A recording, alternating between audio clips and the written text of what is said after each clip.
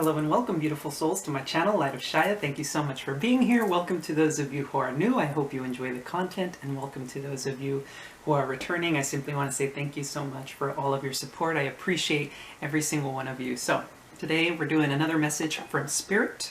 I recently got a new deck that I'm really excited to share with you guys. It's called, I believe it's called the Tarot Mucha. Pretty sure that's like Spanish. Mucha. Tarot Mucha. Anyway, I'm going to be using this deck, and I'm being guided towards using the Wisdom of the Oracle cards here to get into the message, okay? So I hope you're all doing well today. I've been getting some interesting messages lately about the twin flame journey. Almost all of my videos lately have been about it. I don't know why that's coming in through so strongly. Lots of things going on for the Divine Feminine and the Divine Masculine. And since I'm talking about it, I get the feeling that this is likely going to be another twin flame reading, just because I felt the need to bring it up, apparently. So let's go ahead and get into the Wisdom of the Oracle cards. Good Lord. Soulmates. This is a twin flame card, of course. Soulmates, divine counterparts, all that stuff. We have the Thinker card that came up. This is Aquarian energy. Looking at the big picture, really contemplating things. It's like you're looking at this connection. Maybe you don't know what to make of it. Mending. So we have the Mending card that's coming out. So maybe some of you have a soulmate connection that you've been dealing with, where you're thinking about how to fix the connection. So I'm getting the need to say this, that for the majority of you, this is a romantic connection. For others of you, this is going to be a family member, a friendship. But I'm getting heavy, like romantic, like soulmates that are meant to be life partners kind of thing. Because penguins, you know, they mate with their, I think they're one of the few that mate for life. I'm not 100% sure on that. Don't quote me on that. It's interesting. I cut the deck here. We have Never Ending Story. And at the bottom of the deck, we have Unfinished Symphony. So there's something that needs to be wrapped up here. It's like a cycle that simply you guys can't seem to break out of it for whatever reason. And we're going to go ahead and look into the tarot to get into what this whole situation is about. So let's go ahead and get into the Tarot Mucha. I'm really excited to work with this particular deck. The artwork on here is quite interesting. I really love it. It's like I can read these cards a little more intuitively, this card, a little bit more intuitively at times. So we have the Two of Pentacles that came out. Nine of Wands with the Queen of Wands. This Queen of Wands has been coming out a lot lately. In the twin flame readings that I've done, this Queen of Wands is the third party, for those of you dealing with that. Got Aries, Leo, Sagittarius on the board. We have Pisces energy with the Hanged Man.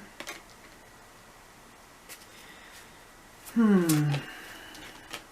have the Five of Swords. Wow. Okay. Five of Swords.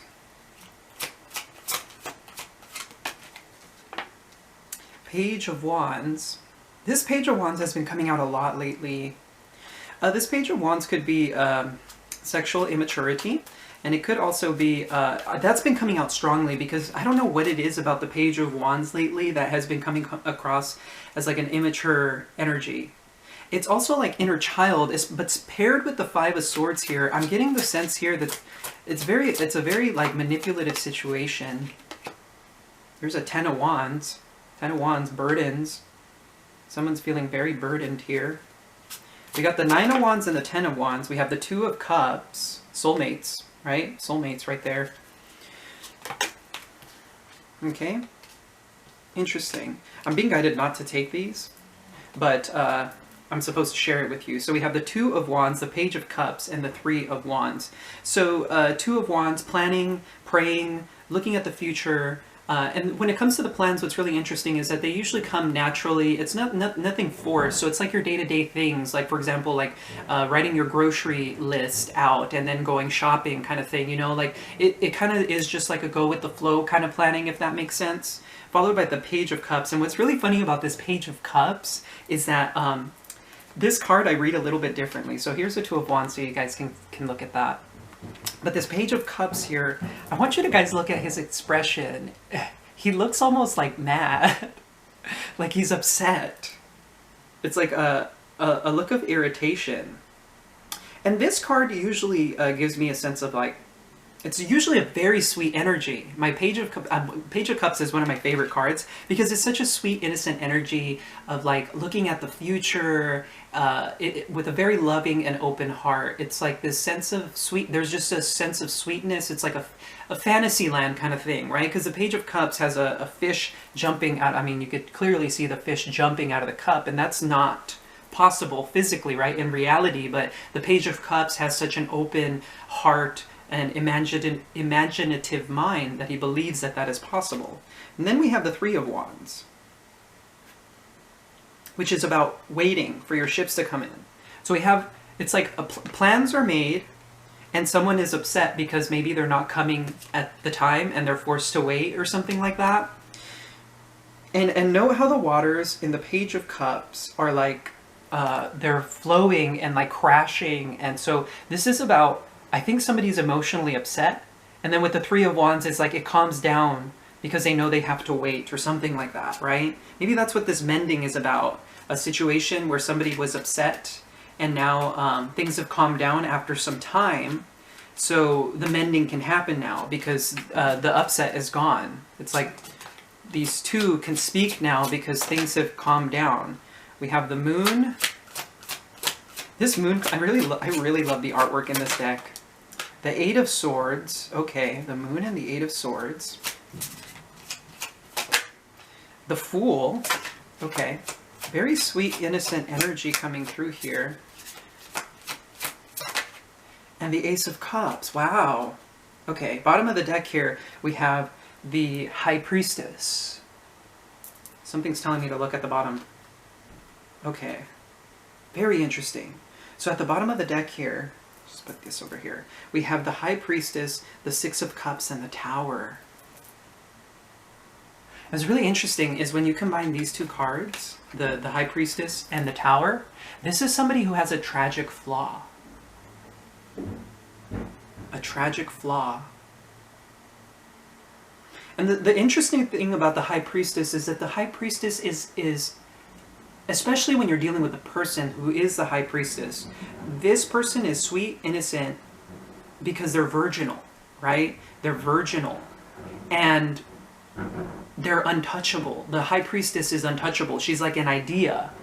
When she's a person, it's like the person that you can't quite reach. It's the person that you can't quite touch. It's like you cannot touch this person. They're too ethereal. They're too like, it's like you cannot, they're like not tangible somehow. Like you cannot touch this person.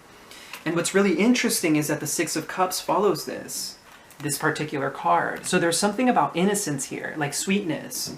There's like a virginal sweetness to somebody or something like that. It's really interesting. I felt like something in my heart space when I said that. Like almost like pain, but not exactly. It was really weird. I've been getting that a lot lately when I'm talking about with my readings. I start to feel things in my body lately. It's been really strange. But then we have this Tower. It's like a realization, a sudden epiphany, a sudden deconstruction of this idea. Maybe this person, this could be you or a person you're dealing with. This person tells you something, or you find out something about this person, or maybe there's an intuitive hint. It's really funny because I'm almost getting like telepathic kind of, it's like you both are thinking the same exact thing at the same exact time and there's a breakthrough. If that makes any sense, right? Because telepathy here with the High Priestess, it's an intuitive energy. Very fascinating message at the bottom of the deck. Okay, so I'm going to go ahead and flip around the camera so you guys can see all the cards laid out on the table, and I'll see you guys shortly. I'm just going to take a moment to tap into the message. Alrighty guys, I am back here. So interestingly enough, my camera died, and I believe this is for a reason, because I started picking up on some other messages because I was allowed to basically spend some more time with the cards. There is something very strong about the inner child coming out in this particular reading, especially with like the Page of Wands, the Fool card, and remember earlier how I was talking about the Six of Cups paired with the High Priestess. There is something heavy about the inner child being present in this particular reading. And what's really interesting is that when I stepped away, I felt Archangel Metatron's presence around me. And what's really interesting about Metatron is that, so he's the biggest angel of them all. You know, he's immense, right, compared to all the other angels. He's considered to be the biggest. His brother, Sandalphon, is like the tallest angel. It's very interesting. Anyway, Metatron doesn't always present himself as this huge angelic being, though. What's really interesting about Metatron is that he actually presents himself, oddly enough, as a child. So it's really interesting to me that he came through while I was talking, or before, well, when I had to step away from the reading. Anyway, there's something here about the inner child. There's innocence, Page of Wands, Fool, Six of Cups. The High Priestess is also childish. And I mean, even look at this moon. There's something about the moon being here. Note how she's kind of like, oh, you're so sweet, almost like blushing, kind of. Like, I'm shy. Like, there's a shyness coming from this card. Now, another message that I got about this Queen of Wands and the Moon card, and it gave me a very... I don't want to say heavy feeling, but it wasn't very nice. Queen of Wands is often depicted as being with a black cat. And the fact that the moon is present, I'm seeing secrets here for one, yes. But the other part that I'm getting, for whatever reason, is black magic. I don't know why that's coming through very strongly. Maybe somebody practices like witchcraft or something like that, but there's something about black magic here and I don't like it. Now, what's really cool about the black magic part is that it's not impacting you directly. There's something about like you not being impacted by it or something like that. Like it's kind of like, I'm seeing kind of like you being here and it's going around you like it can't. And I feel like eventually karma for this person who tried to do this, it's going to bite them in the ass eventually, essentially is what I'm getting. Now, cards that were really calling out to me was this Nine of Wands and Ten of Wands. There's something very interesting about these cards. They were really calling me. And there's something very heavy about this Nine of Wands. It's I don't know why I heard the word forlorn. I don't know if that means anything to anyone. But there's something very, there's almost like a sadness that I'm getting from this card. I mean, you can even see the expression on her face isn't too happy, right? She seems like defeated or something like that. There's something about like feeling defeated. What's really interesting is look at how the Soulmate card is here, and right beneath it is the Two of Cups, like in alignment here. So maybe there's like a sadness regarding a connection that you've been dealing with. Now, this Two of Pentacles often comes out as a juggling card. It could be about a decision needing to be made. There's also, and I feel like this is a difficult decision with the Ten of Wands. Like I'm feeling because these cards here are connected, there's something about a difficulty in making decisions. Don't know why that's being picked up very strongly by me, but I feel like there's somebody around you or somebody, maybe it's a soulmate who's having a hard time making a decision. And I wanted to say about you, that's so bizarre, right? Okay, so anyway, there's something about a decision needing to be made here that is quite difficult for someone regarding this connection, because I'm seeing all these cards kind of like interconnected, right? Now, what's really interesting is that I feel like the Nine of Wands isn't present with this Queen of Wands. This Queen of Wands seems sure of herself, and she has very feline features, right? It's almost like predatory in nature. What's really bizarre about this card is I'm not getting the best feeling out of this card. And typically the Queen of Wands is a very warm card. But there's something very, like I'm getting a sense of like darkness, right? And interestingly enough, with the Moon card, there is something about darkness here. And note the plumes of smoke here. There's like plumes. It's like someone's blowing smoke or something. Blowing smoke. Okay, so the Queen of Wands, I feel, isn't you or the person that you're dealing with. Maybe it's the person that you're dealing with at this time. I don't know. I can't seem to pick up on her. It's like she's a hidden energy. She's like out of sight, out of mind kind of thing, right? And so then I see this Hanged Man, which is Pisces, right? So we have, for me, Aquarius has been coming out very strongly. I don't know if it's because of the portal on 12/21, basically December 21st, that's coming through strongly about the grand conjunction with, I think it's Jupiter. But this is supposed to be the herald of the age of Aquarius. It's like or the beginning rather, right? Now, this Hanged Man is quite interesting. As you can see this, I love the artwork in this deck. There's something about the artwork. What I find really interesting is that this person is being held in suspension. And it's fascinating to me that this Hanged Man is looking directly at this Eight of Swords. And this Eight of Swords is some sort of mindset, belief system. Somebody's stuck here, right? There's two stuck energies here. And this stuck energy is somebody is placing themselves in this stuck energy. There's something about someone feeling stuck here, right? There's a belief system, an idea. There's something about thoughts, belief systems. Beliefs are coming through very strongly. Like somebody believes something that is false.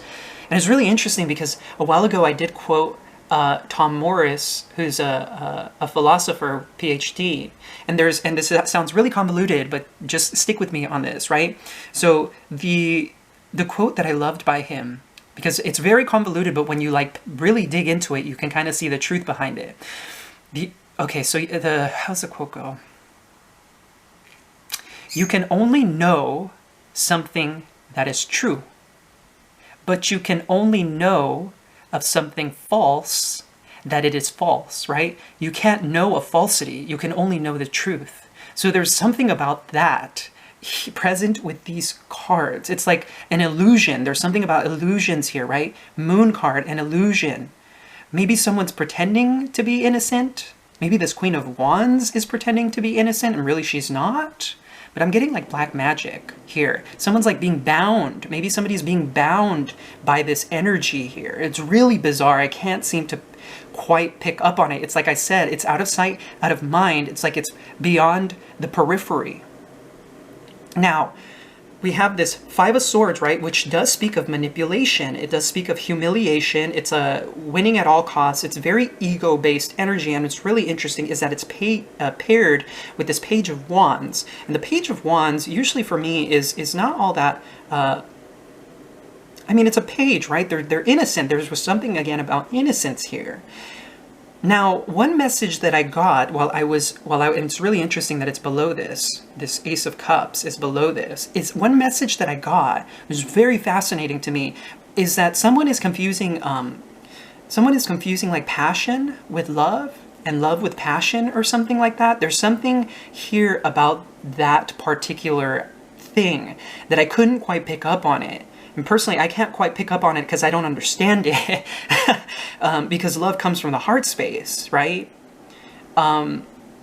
It's a very sweet, protective energy. It's like when you love someone, you want to protect them and hold them and like be near them and like be in their presence, right? When you love someone. But this Page of Wands is like curious. There's like a curiosity here. Note his curious expression. What's really interesting is that the Page of Wands often comes off as androgyny as well. Or even bisexuality, interestingly enough, because it's a very androgynous energy. But it's weird to me that this Five of Swords it's like this Page of Wands is looking at the Five of Swords, and there's like this humiliation, like a defeat here of some sort. And I feel like maybe this is a form of like self-sabotage here. Like there's something about self-sabotage, right? A sacrifice, because this Pisces or this Hanged Man does come through as a sacrifice, like martyrdom, like I have to give up something, but there's like this self-sabotage energy in the way. The Page of Wands is like looking at this, right? He's looking at the Five of Swords. So maybe somebody's trying to figure out what this energy is about. Like, why am I doing this, right? Looking at the mindset because they're stuck in suspension. And then we follow here by the Ten of Wands, right? The Ten of Wands is, this is very difficult for me. I can't figure it out. This is too hard. It feels like I'm being incredibly burdened by this. This is almost the end of the cycle though, right? Because the Ten of Wands is the last card. The next card that follows it is the Ace of Wands. So there's something about difficulties here. And what's really interesting that I'm noticing, right? Note the bandages here. There's something about bandages. There's something about bandages here. Look at this, Nine of Wands. This person has a bandage around their head. It's like their third eye is closed. Like somebody is closing their third eye. Like somebody is closing off to their intuition or something like that. And then we have the Ten of Wands, which is, I feel like the same person, but they've removed the band now. So it's like they can see something clearly, but they're saying to themselves, no, this is too hard. I can't do it or something like that. And what's really interesting is that the Ten of Wands is looking like into the void, because there's nothing here. But this person is like closing their eyes, picking up on it. Maybe there's something about sleep here, like not being able to sleep. I don't know why I'm picking up on that. Like not being able to sleep because they're burdened. And then we have this beautiful Two of Cups here, right? The Two of Cups is a soulmate connection, right? The soulmate connection here is being perceived somehow in a different light. There's like a different feeling to this Two of Cups. It feels different from like what's going on over here, but it's somehow connected, right? And so then we have this Moon card, which is this shy energy. And it's like, this combination here is giving me fear. There's like a fear, a very deep set fear here, a subconscious one. I'm picking up on like subconscious, but it's like with the Eight of Swords, look at how the Eight of Swords is bandaged and not looking directly at this Moon card. There's something about like bondage here, and I can't really pick up on it. I don't know. I don't think it's like sexual bondage. It's like maybe manipulative mental bondage of some sort. It's very bizarre that I'm picking up on that. But what's really neat is, so we have this heavy energy here, is that we're now followed by the Fool. It's like I can see clearly now, right? The Fool has removed the swords and the bandages, right? After maybe taking a cold hard look at this, I wanted to say deceptive energy. You know, what's really interesting is that the Temptation card has been coming out a lot from the Good Tarot. It's like about a very tempting offer. It's like something you really want to do because it sounds very pleasing to you. It's very tempting. But secretly, it's like, it's not good for you. There's like, there's that feeling in my heart space again. Secretly, it's not good for you. There's something about that. Really weird. I'm getting that kind of like pain in my heart space when I say that. It's very bizarre. But then we have this sweet, innocent Fool, and it's now moving toward, it's like, yeah, I'm looking at the past, but I'm leaving it behind. I see the light of day here, right? From night to day, because I'm seeing this holy energy of the sun, right? And the Fool is often representative of Source because it's infinite possibility. And now the Ace of Cups comes through, and this Page of Wands is beneath it. So there's something about the inner child here. So what's really interesting is that I was told to clarify with the Thoth deck here. Okay. It's really interesting. What should I be clarifying here? Because earlier, before I started the reading, cards were jumping out at me. Something is telling me to clarify the Queen of Wands. Okay. Clarify the Queen of Wands for us, Spirit. Look at that. There's that Princess of Wands. There's the Page of Wands. Okay. This is highly sexualized energy. Look at that. Princess of Wands, Ace of Wands, Eight of Wands. There's something about sexual excitement here. It's really interesting. Look, I cut the deck and we have the Knight of Wands. There's something about sexual excitement. I split the deck again and we have the Three of Discs. Jesus, that felt heavy in my heart space. I'm getting like third-party energy here. Look at that. I split the deck and we have the Five of Swords. It's like a manipulative energy about maybe third party, right? Because I was saying with the Two of Pentacles, maybe there's, because I've been getting this heavily in the twin flame readings, that somebody's juggling maybe this Queen of Wands because they're like sexually attracted to them, because they appear to be very sexually attractive. Look at that. I just realized the Ace of Swords is at the bottom of the deck. So this is just confirmation to me that what I'm saying is true. And remember how I was saying this Thinker card, thinking. It's like there's a heavy thought process about this and trying to look at the big picture. Okay, so now we know what the Queen of Wands is about. There's a highly sexualized energy here surrounding this Queen of Wands. What's the Moon card about? Oh my God. Oh. There's something about secrets here. Moon card, look at that. Three of Cups at the bottom of the deck. We've had 3 threes in this reading. This is definitely like third-party energy. I'm picking up on heavy third-party energy. And there's this, so the secret is like heartbreak. Maybe it's a third party. It's a heartbreak. Remember how I was saying difficulty in making a decision? And then the High Priestess is secrets again. What's really interesting though is that Moon also represents intuition, deep intuition. So there's an intuitive knowing about this. Maybe you have the intuitive know, like a very deep knowing. You probably already know, like deep down, that this is going on, right? If your intuition has been telling you this. Now, what's really interesting is when it is third party, look at that, split the deck. There's a lie here, there's secrets here. When your intuition is in alignment, it doesn't come from a place of fear. I want to say that immediately right now because I feel like there's someone out there who's freaking out because I'm saying there's a third party. You won't be panicking about this. You'll already intuitively have picked up on it. And when you are intuitively in alignment, it doesn't come from a place of fear. I'm being very, very... It's like, I need you to understand this for whoever these people, I'm hearing people are thinking that, oh, my partner's cheating on me. Like, no, you will know. Like, this isn't for people who don't know about it. It's like you already knew it deep down inside, but you didn't want to see it, or maybe that's what the Eight of Swords is about, or you knew about it, but you're like, whatever, I don't care about it, or something like that. Or maybe you do care about it, but you're looking the other way, maybe you're putting this blindfold on because you're like, whatever, right? Look at that. Queen of Wands at the bottom of the deck, again. Okay, so it's really interesting. Hanged Man, again. There's something about this. Okay, what is the connecting energy between the Hanged Man and the Queen of Wands?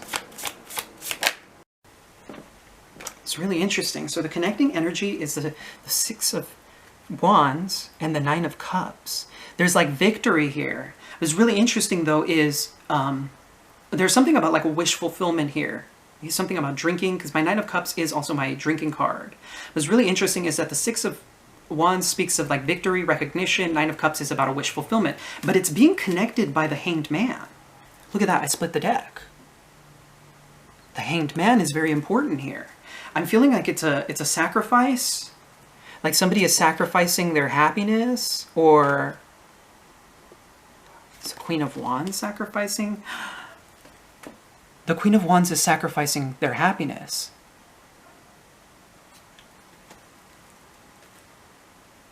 There's manipulation here. Somebody might be forcing this Queen of Wands into a decision to be made. Maybe that's what the Two of Pentacles is about. Okay, so this Queen of Wands is being forced to sacrifice their happiness. It's really interesting. Okay, so there's something about a sacrifice for this. I can't seem to pick up on this. It's really interesting to me because there's something about the inner child here. The Queen of Wands is sacrificing their happiness. And I'm being called to clarify the Eight of Swords now. Got the Eight of Wands. Okay, look at this. It's really interesting. Okay, so this combination of cards, this combination of cards is quite interesting. Here's that divine masculine energy at the bottom of the deck. This Eight of Swords is a mentality that someone has. There's communication likely, or blocked communication, or there's something about communication here. But this combination of cards is about two people where a relationship where sexual matters must be secondary, right? Because the Hermit is a guide, he's a leader who spends his time alone, and the High Priestess, remember how I was talking about the High Priestess is untouchable. There's something about a mindset here about the High Priestess being untouchable in some way. What's really interesting is that the Hermit is turned away from the Priestess and looking at this Eight of Wands. Which for me, I'm getting the sense here maybe is a form of sexual excitement or something. But there's a mindset here that can't seem to be broken by this person. Look at that Hanged Man energy again.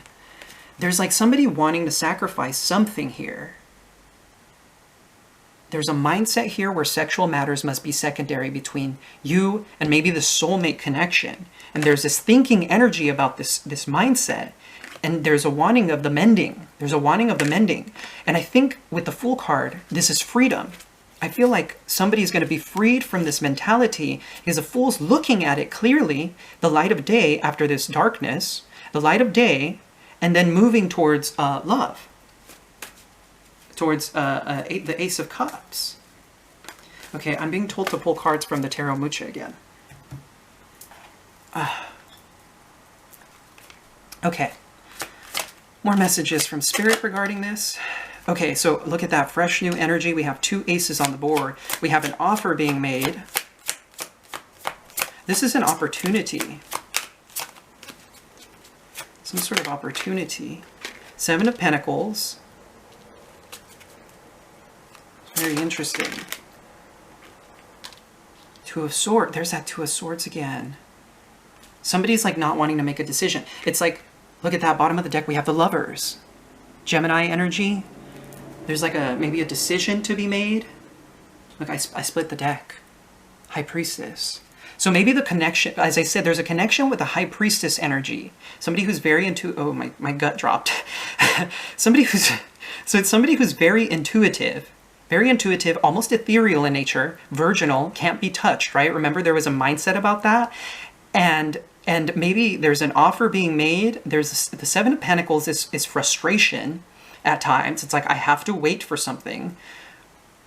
But then there's a 2 of Swords. It's like this opportunity is being presented, but there's not a decision being made. There's like, I need more time, or I need to wait, or I can't seem to make this decision. I don't want to see it. I don't want to look at it. And there's something about the emotions being blocked.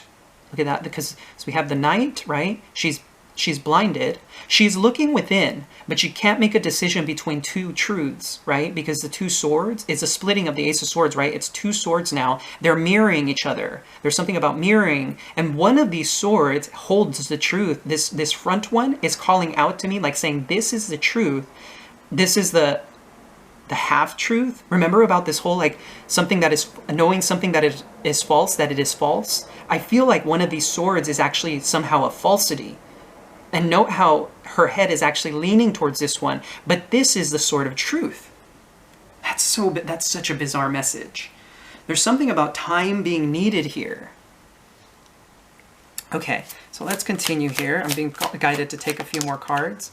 Okay, so here we have that 8 of Wands, communication. There's like shocking communication. This 8 of Wands always, the way this person looks is shocked. Now what's really interesting is that I'm noticing that the 7 of Pentacles is turned away from this Ace of Pentacles. It's like closing their eyes and not wanting to look at the 2 of Swords, right? So let's continue here. Look at that. We have the Queen of Pentacles now. It's fascinating. Okay, so look at this. So we have the Ace of Pentacles being presented. 7 of Pentacles is not wanting to look at the offer, closed off to the offer. I apologize if you guys can hear that. For whatever reason, my neighbor's dog cries. I think they don't take him out for a walk, and he gets lonely. So I apologize if you guys can hear that. So there seems to be communication here. With the Chariot card, it's also like sudden movement. This is very swift, determined energy.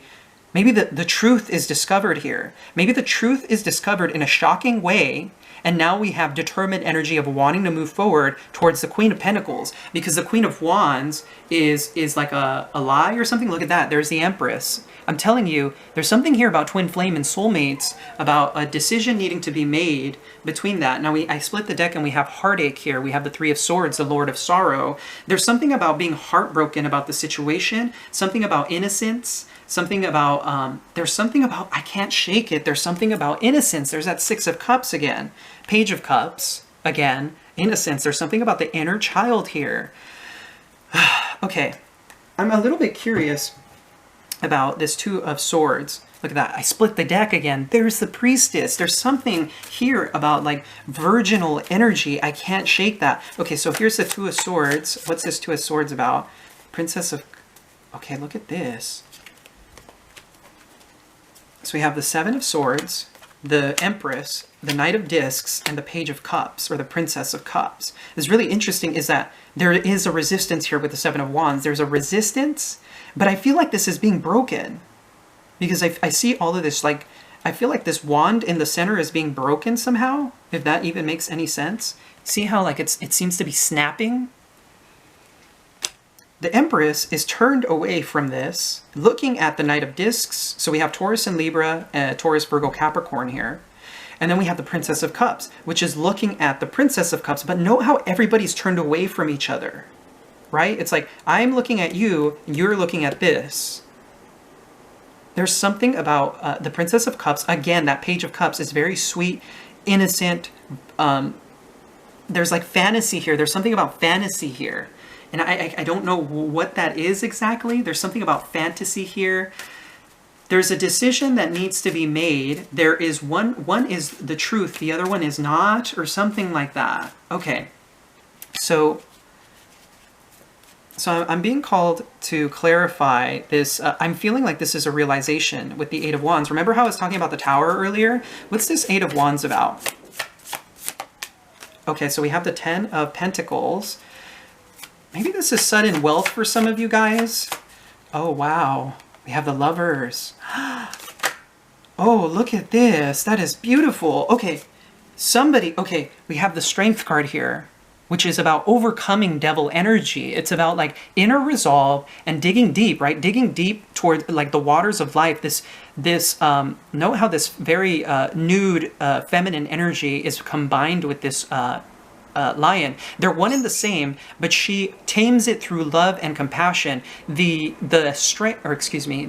lion is our primal urges. It's our primal urges, and this card really digs deep in order to get rid of them. It's like there's a need here for somebody to dig deep to break an old habit or something like that. It's really interesting as I cut the deck and we have Adjustment, which is another card of truth, which is also represented by Archangel Michael. Somebody is going to tell you, I think this decision is finally made with the Two of Swords. The truth is seen, and remember how all the energies were looking this way? I'm kind of seeing it as like a progression here.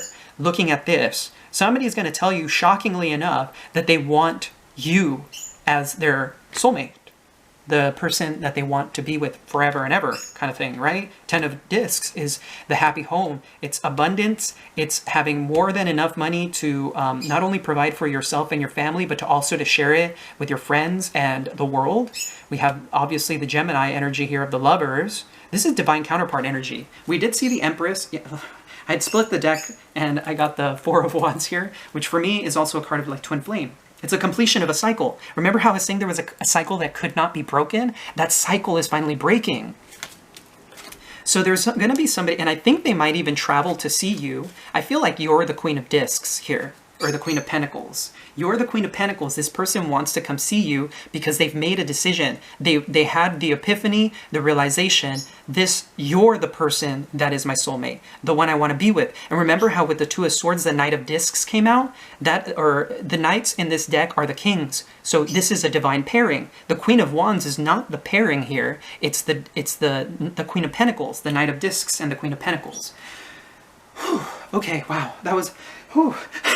That's quite a bit there. Okay, so I'm drawn to pulling some cards here. Look at that, I split the deck. Archangel Michael, remember how I was talking about him? So you are protected.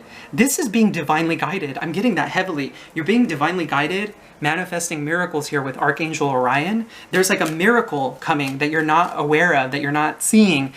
Oh goodness, okay, this is beautiful. We have transformation. Interestingly enough, the Death card, when I split the deck earlier, I didn't show it to you guys because I wasn't really guided to doing it. It's really interesting because Death does represent transformation. Thank you, Zadkiel, for supporting me to transform from my past challenges. There is something that is going to be transformed, and look at that, you guys. Did I not say Archangel Metatron was here? He's been guiding me. This is clear your vibes. Thank you, Metatron, for clearing my energy field. The inner voice. Somebody has an intuitive knowing about something. The Priestess energy is coming through very strongly. Somebody has an intuitive knowing about this situation, and oh man, I just got the biggest feeling of relief wash over me right now. It's really interesting. I don't feel it was mine. I don't feel like this is my energy. I think there's somebody out there who feels relieved right now. And what's really interesting is that, like, I mean, look at this. I can't make this up, you guys. Like, this is, I talked about Archangel Metatron, the inner child, and here he is. I talked about Michael, here he is. And I'm not telling you this to brag. I'm telling you this because it's true. It's because you can see it here. Like, I mean, I can't make this stuff up. It's just shocking to me. Look at that. I split the deck. We have signs from heaven here. You've been getting signs about it. You've been getting signs about it. But I feel like somebody was blocking their intuition here. Maybe because of their ego with the Five of Swords. Oh my goodness. Okay. So clearly, you guys, as you can see, this is a highly spiritual, important message. This is definitely, for me, soulmate twin flame energy here, divine counterparts. There's no denying that at all. I don't know why God has been guiding me towards talking about this as much. I just so happen to be on the twin flame journey, and it's been a very interesting experience, and I'm actually very thankful for it because it taught me a lot. I'm currently not in union, but I feel like I intuitively know it's coming at some point. But I'm focused. This is for the feminines who are super focused on their masculine right now. Your responsibility right now is to focus on yourself, feminine. If you're longing for this person, it's understandable why you're doing that. I get it 100%. But this is about the spiritual journey first. The spiritual journey. Your masculine hasn't grown up yet. Your masculine hasn't figured ish out yet, okay? They haven't figured it out yet. Be patient with them. Look, don't wait for them, but be patient. Hold the space for them. If this is truly your divine counterpart, you will know. You will know deep down. And you'll move forward with your life. And if it's meant to be in this lifetime, it will be. And if for whatever reason this person, you were wrong, and this person wasn't your divine counterpart, this person will be blocking that. So what you can do is move forward with your life, have faith and trust that this person is your divine counterpart. Eventually, God will come in and intervene and say, you know what, maybe this masculine couldn't awaken in this lifetime. I'm sending you a replacement soul. And I feel somebody's resisting this particular message right now because they're like, no, this is my twin. I know it deep down inside. Well, regardless of that, remember that your twin flame also has free will. Free will is something that God gave us. So be mindful of that. Your twin can rightfully choose not to be with you. And that's not your decision. You can't control that decision. Let go of the control and allow it to unfold naturally. That's a very important message coming through here. Just let it be. Trust and have faith, okay? Wow, okay. Look at that. I split the deck. Love and accept yourself. Exactly. Love and accept yourself as you are, feminine. Don't look at your twins, and I want to say quote unquote rejection of you as a way for your self-worth to be impacted, because I get the feeling here, feminine, that your masculine is actually confused about what they want. Because and I'm sure you know, if they are your divine counterpart indeed, you know that this person loves you, but they can't seem to understand what is happening with them. Just know that this person is going to have a realization, and then after that, things will move forward naturally. So, that was a very deep message. Holy moly. Okay, so please do leave a comment down below if you feel like this is your situation. I'm super curious to hear from each and every one of you. In particular, I've been getting messages about the 144,000. A lot of you, obviously, on the twin flame journey if you are on the twin flame journey, you are one of the 144,000. Now, I'm being guided to say that some of you are not one of the 144, but you'll know. The number 144 may be following you around. You might see it AM, PM. You might see it on a license plate. You might see it on a receipt. You might see it on your bank account. Something about 144 is very important. You may be getting messages about this. This journey is about soul's mission. So I seriously want to connect with my soul family, because I have a deep longing, a deep desire to want to have that connection with you guys, because you're important to me. And it's time to wake up. It's time to wake up so that we can start aligning with God's mission, like what he wants on the planet. Man has been lost for too long. Man has lost his way, and we need to demonstrate to humanity what it means to be spiritually awakened, what it means to love one another, what it means to be in connection and union as a species. No more of this falsity about the drugs, the sex, the violence, being immersed in the matrix, the illusion. No more of that. We have to come together to help awaken the collective. Anyway, I'm going to end that there. If you did enjoy this reading, please do hit that like and subscribe button. It's greatly appreciated. And as always, I'm sending you so much love and so much light. Take care.